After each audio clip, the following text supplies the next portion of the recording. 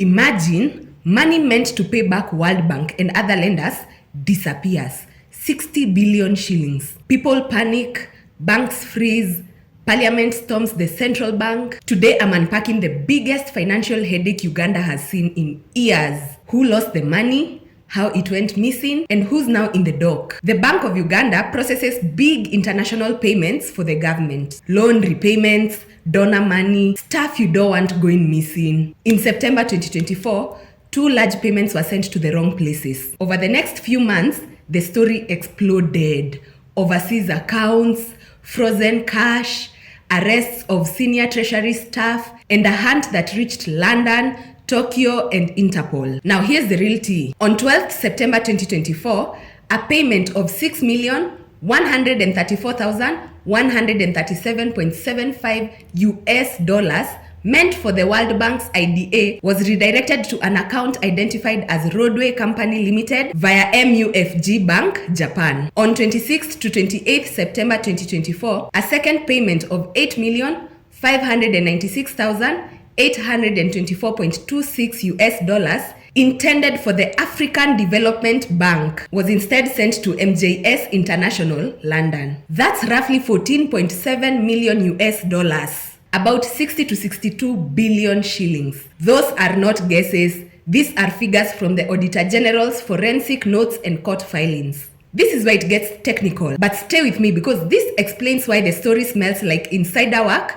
not a random hacker prank. Uganda uses a government payment application, the Treasury or IFMS environment, to prepare payment instructions that Bank of Uganda then executes. The forensic audit shows the payee details were altered at the ministry's application server before Bank of Uganda executed the transfers. That is, someone changed who the money was going to inside the ministry's systems. That's not, I hacked the central bank. It's someone inside the payment chain changed the details. The Auditor General's report lays this out. Bank of Uganda's deputy governor has been very explicit. BOU did not itself initiate the fraudulent payees. Instructions came to Bank of Uganda in apparently legitimate form, but the ministry side had suspicious changes. Bank of Uganda argues its systems were not hacked in the malicious system takeover sense.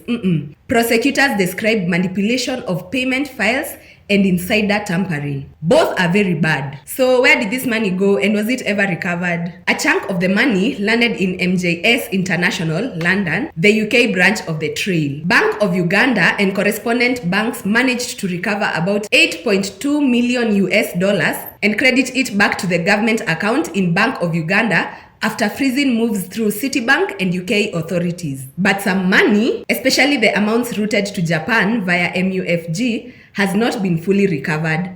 Bank of Uganda says MUFG hasn't cooperated as smoothly. In short, some cash back, some still stuck overseas. Cybersecurity trackers flagged an offshore criminal gang reported in some tech outlets as waste. So the cybersecurity trackers flagged this as possibly involved in moving funds.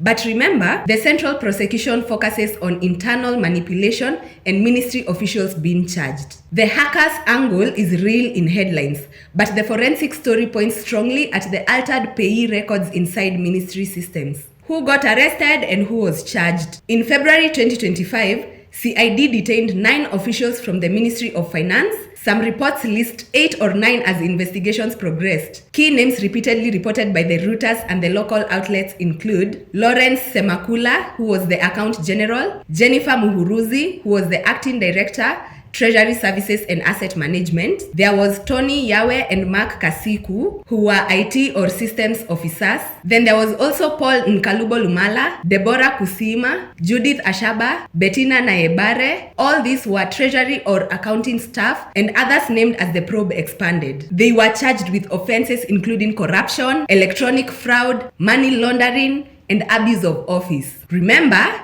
charged, not convicted. The case is moving through Uganda's anti-corruption courts and investigators are still building the full file. Hey, now the political fallout and the parliamentary probe. Parliament demanded answers. The Auditor General's forensic audit was tabled. MPs grilled both Bank of Uganda and the Finance Ministry, and then the matter was referred to CID and later to the DPP. Uganda even sought Interpol to help trace withdrawals from Japan and the UK. The whole episode has been politically explosive. Loan repayments are a matter of national trust, and when those get diverted, public anger follows. Some media call it a hack that hit the central bank. Bank of Uganda pushed back. Its officials said they were instructed to pay and that the ministry's side's application server showed the suspicious edits. Both are true in different ways. Money left Bank of Uganda accounts, but internal ministry data shows the payee was changed before the bank ever processed it. So if you are scanning the headlines, the nuance matters. Why does this matter to ordinary people? Two reasons.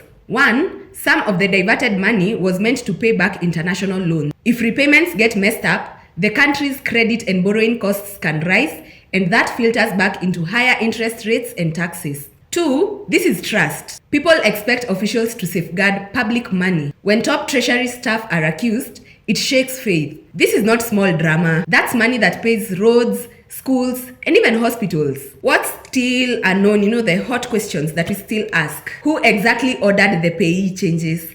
Investigators allege international collusion, but haven't finished the chain of command. Then we also don't know how much of the money is permanently lost and what's recoverable. Bank of Uganda recovered a portion, and Japan cooperation still remains low. Then we also ask, were international criminal groups involved as money movers, or was the whole thing implemented by insiders and just laundered offshore? Cybersecurity outlets flagged external groups, but official court filings focus on ministry insiders. So yeah, that's it. Ugandans in the building, tell us, how are the processes going? What's happening right now? Do you guys think this money will ever be recovered? Tell us. And gosh, I love you all. I noticed that I'm getting viewers from across East Africa, and now I'm going to be doing stories for each. You will all feel represented, and I'm just here for all of you. I love you guys. Keep following me. Follow me on Instagram, follow me on YouTube. I normally post longer versions on my YouTube. So yeah, check me out there, and I'll see you guys in the next video.